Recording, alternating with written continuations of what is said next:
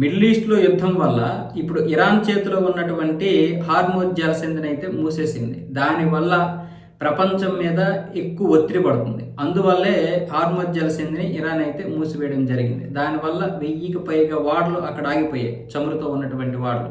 అయితే చైనాకి చెందినటువంటి వాడలకు మాత్రం మినహాయింపు ఇచ్చింది. మంగళవారం రాత్రి నుంచి ఆ వాడలు అయితే కదులుతున్నాయి. అది కూడా పెద్దగా ఏమీ లేదు, కేవలం 7-8 వాడలు మాత్రమే కదిలాయి.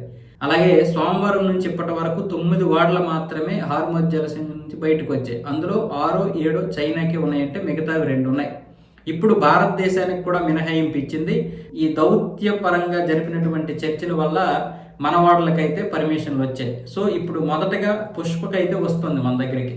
ఈ స్వర్ణ పుష్పక అనేది చాలా పెద్ద వాడ, మన దేశానికి చెందినటువంటిది.